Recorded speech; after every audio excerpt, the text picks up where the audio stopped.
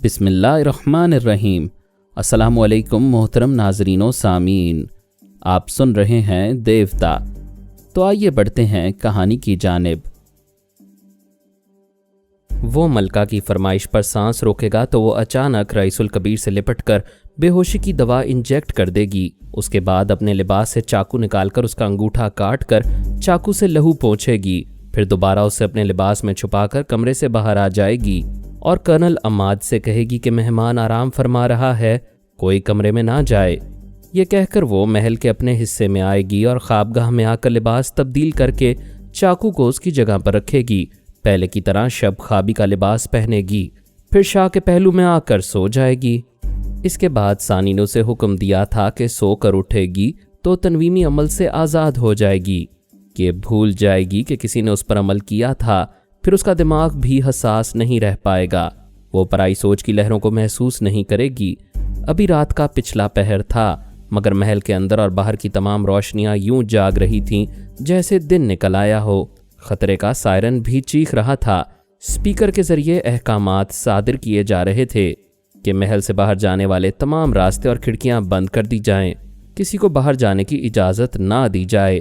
ان حالات میں کہا جاتا ہے کہ سانپ نکل چکا تھا، اب تو بس لکیریں پیٹی جا رہی تھیں۔ ایسے وقت شاہ مہمان خانے میں پہنچا۔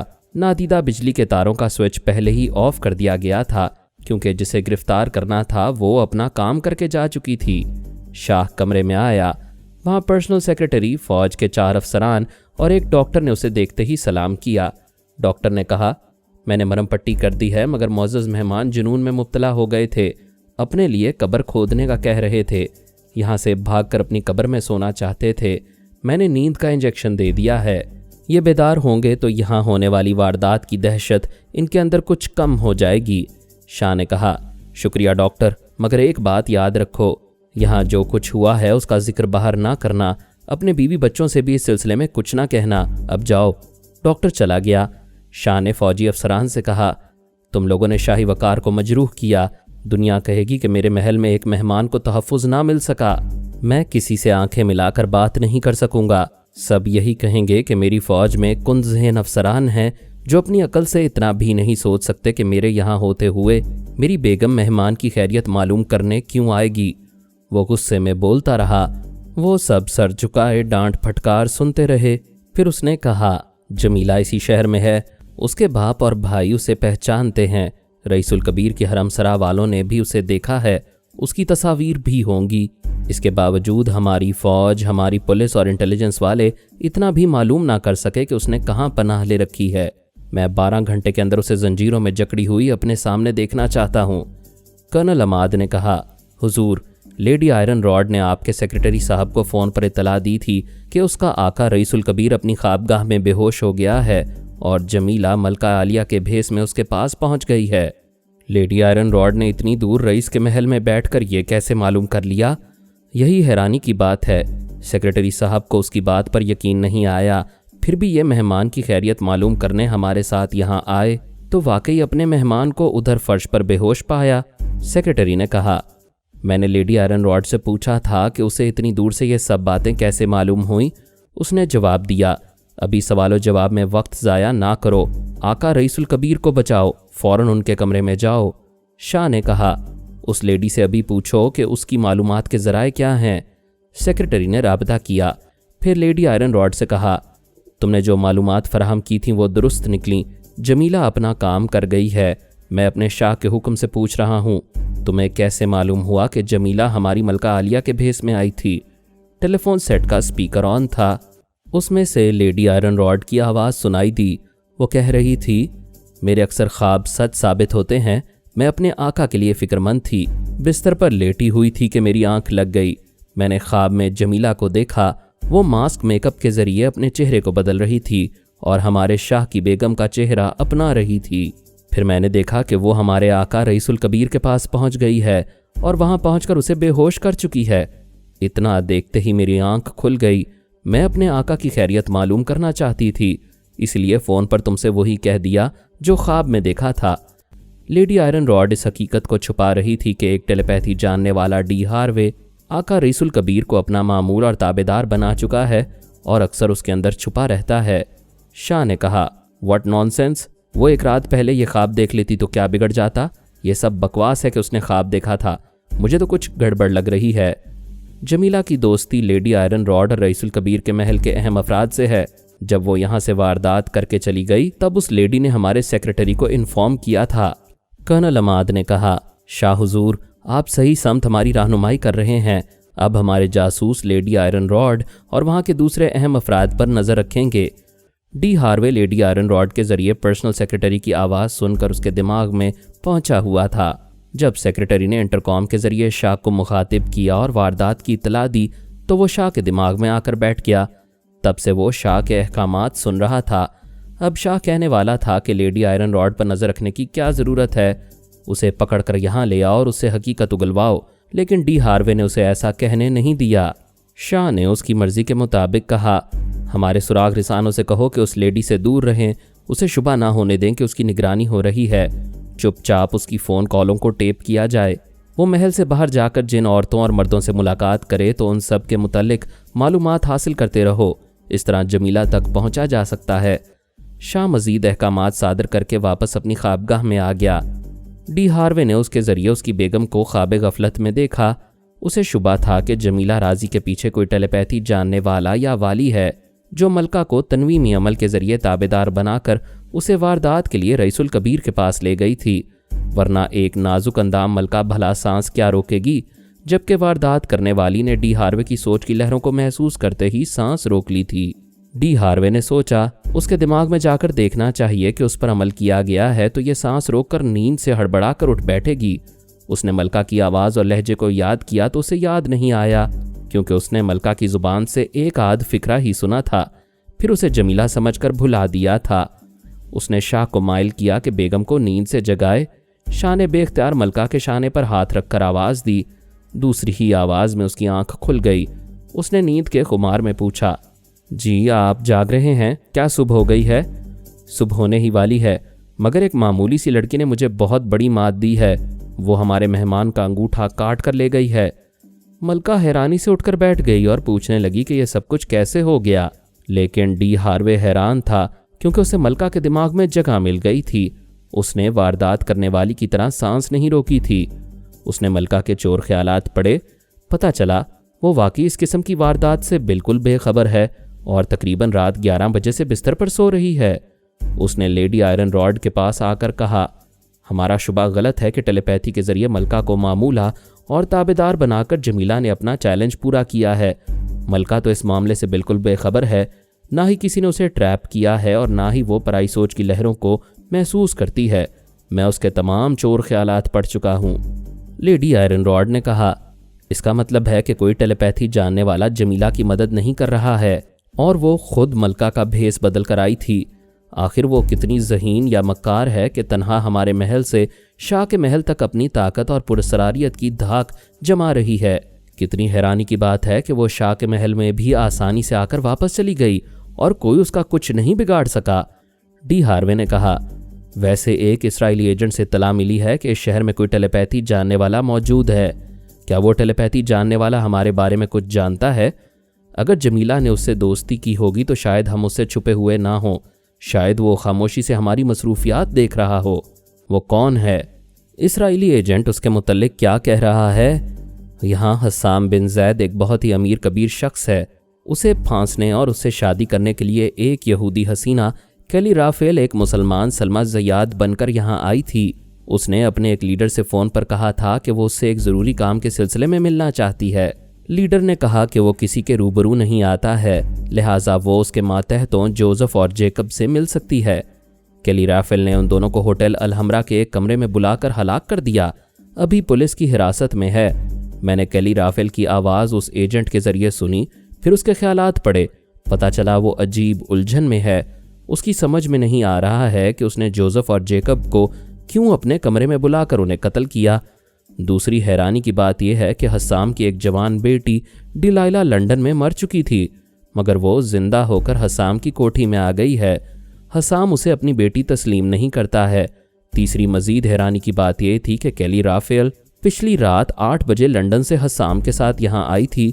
दोनों ने जहाज़ के अंदर शाना बशाना बैठकर सफ़र किया था اور اپنی شادی کا پروگرام بناتے رہے تھے، لیکن حسام نے بیان دیا ہے کہ اس نے کیلی ریفل یعنی سلمیٰ زیاد کے ساتھ سفر نہیں کیا تھا، اس سے ایک دن پہلے ہی لندن سے یہاں چلا آیا تھا۔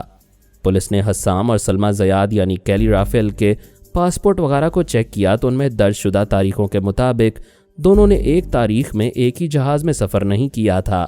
تاریخ کے حساب سے حسام ایک دن پہلے اپنی کوٹھی میں اپنی بیٹی کے ساتھ آیا تھا۔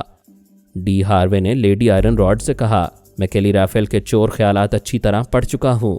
انسان کے اندر چھپے ہوئے خیالات جھوٹ نہیں بولتے۔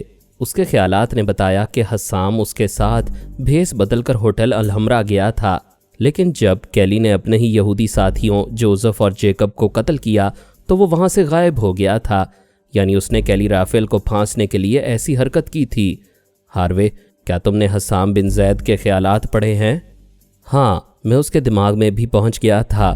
وہ خود اندر ہی اندر حیران تھا کہ جس کیلی ریفل پر 1000 جان سے فدا تھا اور اسے ایک اسلامی نام دے کر اسے شادی کرنے والا تھا، اچانک ہی اس کے خلاف کیوں ہو گیا ہے، اور کیلی نے 2 نامعلوم افراد کو ہوٹل میں جا کر کیوں قتل کیا ہے۔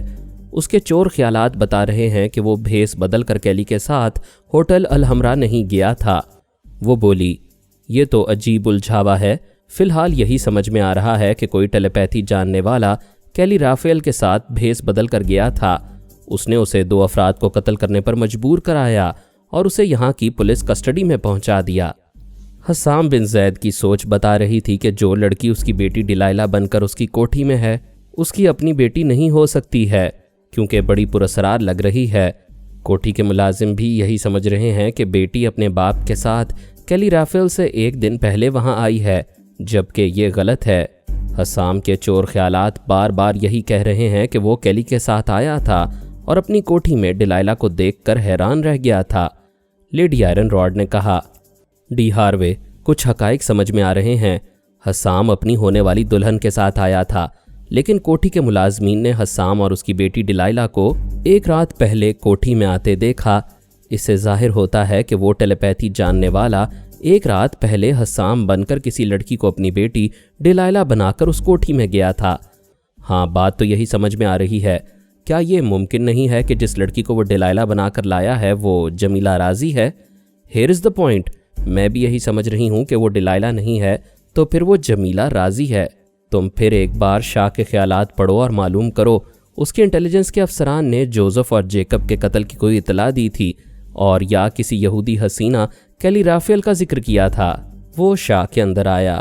ملکہ پھر سو گئی تھی، مگر وہ اپنی توہین کے خیال سے جاگ رہا تھا۔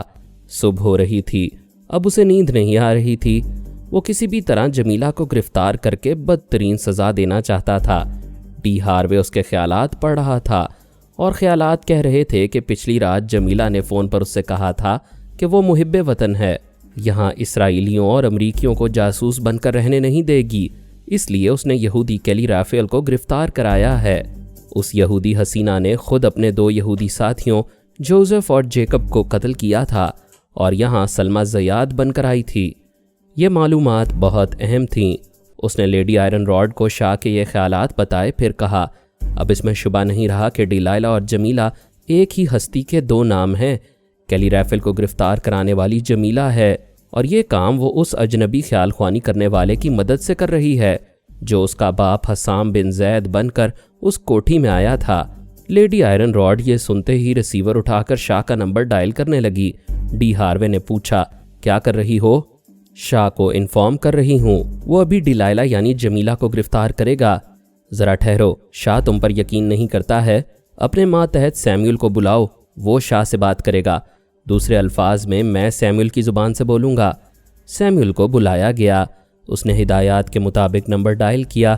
دوسری طرف سے پرسنل سیکرٹری نے پوچھا، تم کون ہو، کیا چاہتے ہو؟ سیموئل نے ڈی ہاروے کی مرضی کے مطابق کہا، میرا کوئی نام نہیں ہے، میں گمنام ہوں، مگر ابھی جمیلہ راضی کو گرفتار کرا سکتا ہوں۔ مجھے بتاؤ وہ دشمن لڑکی کہاں ہے؟ سوری، میں اس سلسلے میں صرف شاہ سے گفتگو کروں گا، ورنہ فون بند کر دوں گا۔ پلیز 1 منٹ ہولڈ کرو، میں ابھی گفتگو کراتا ہوں۔ تھوڑی دیر تک خاموشی رہی۔ ڈی ہاروے سیکرٹری کے دماغ میں رہ کر دیکھ رہا تھا۔ وہ انٹرکام پر شاہ کو اس فون کے متعلق بتا رہا تھا۔ شاہ نے فوراً ٹیلی فون کا ریسیور اٹھا کر پوچھا، ہیلو اجنبی، کیا تم جمیلہ کا ٹھکانہ جانتے ہو؟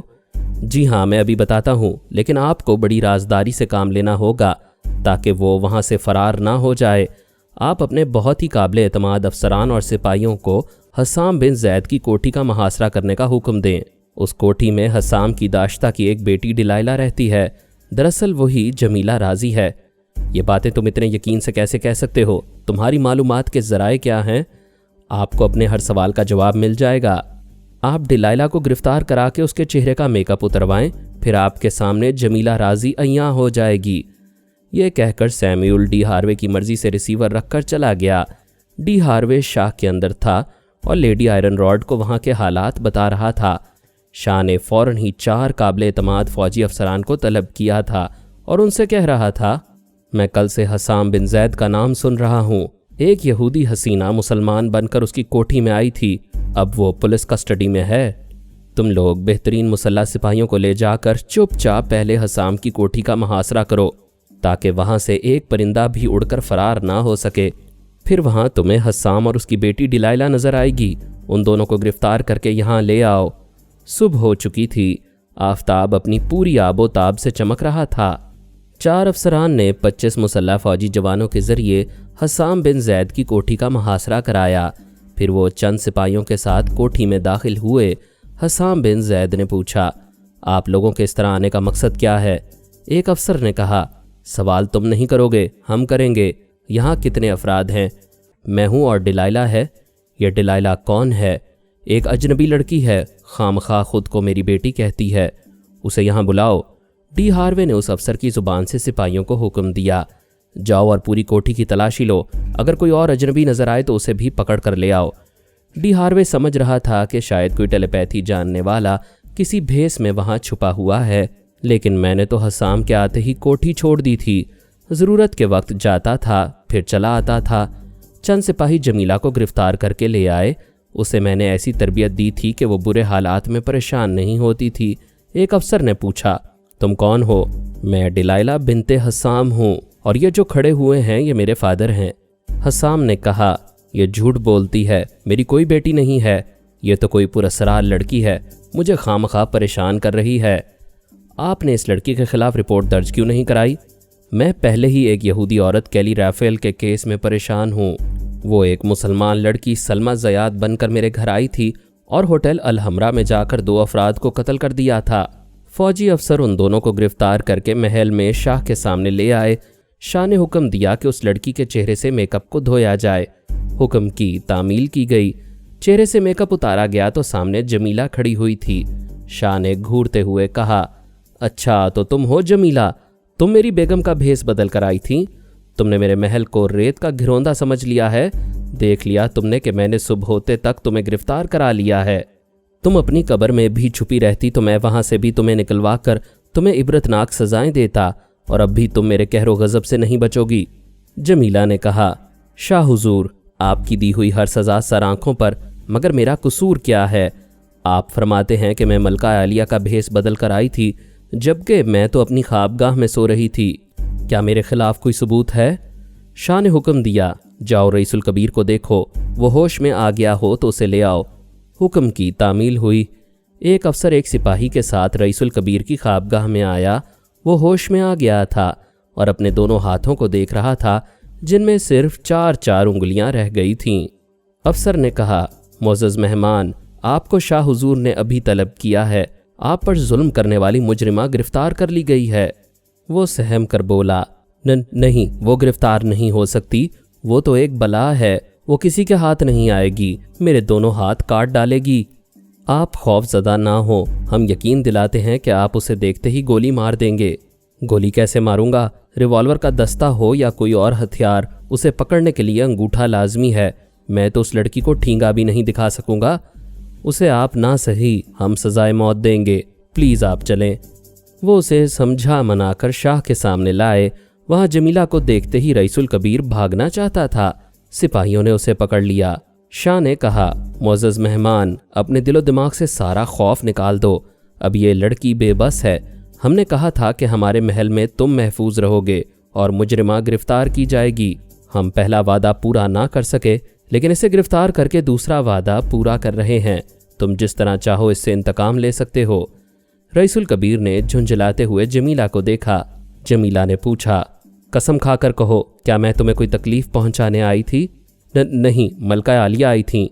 उन्होंने मुझसे लिपटकर कोई सुई चबोई थी, फिर मैं बेहोश हो गया था। शाह ने नागवारी से कहा, क्या बकते हो, मेरी बेगम तमाम रात मेरे साथ रहीं, ये मलका बनकर आई थी।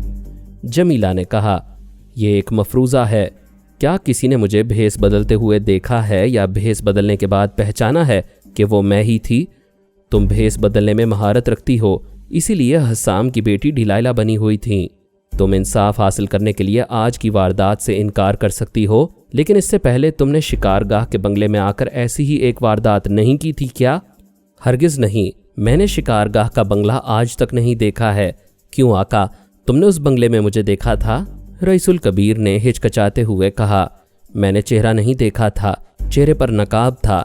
चूंकि तुमने चैलेंज किया था इसलिए वो तुम ही हो सकती थी। तुम्हें शुबा है, यकीन नहीं है। मैं तो गुस्से में महज धमकियां दिया करती थी, मगर कभी तुम्हें नुकसान नहीं पहुंचाया। तुम खुद कहते हो कि दोनों अंगूठे किसी औरत ने काटे और वो मैं नहीं थी। तुम चश्मदीद गवाह हो कि तुमने मुझे वारदात के वक्त रूबरू नहीं देखा था।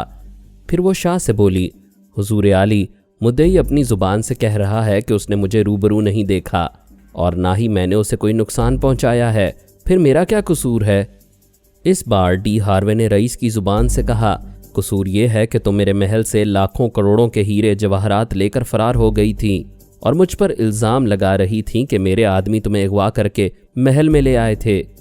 ये सच है कि मुझे अगवा करके तुम्हारी हरम सरा में पहुंचाया गया था, लेकिन यह झूठ है कि मैंने तुम्हारे महल से कुछ चुराया था। डी हार्वे ने फिर कहा, हुजूर शाह, ये कहती है कि सिर्फ धमकियां देती रही, जबकि सचमुच मेरे 2 अंगूठे काटे गए हैं। अगर ये आज़ाद रहेगी तो आज रात कोई उंगली कट जाएगी।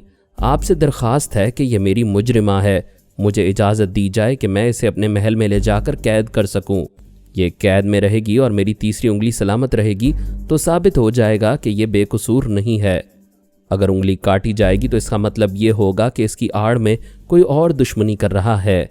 शाह ने कहा, हम तुम्हें पनाह देकर तुम्हें नुकसान से नहीं बचा सके, लेकिन जमीला राजी को इसलिए तुम्हारे हवाले करते हैं कि तुम इसकी बेगुनाही खुद मालूम करोगे। आपसे दूसरी दरख्वास्त यह है कि यह बहुत ख़तरनाक है।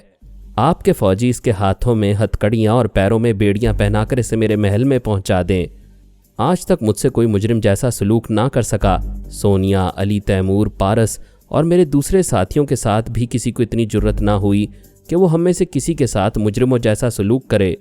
मैं भी गवारा ना करता कि जमीला के साथ ऐसा सलूक किया जाए, लेकिन उस वक्त मैंने जमीला से कह दिया था कि ये तुम्हारी पहली अमली तरबियत है।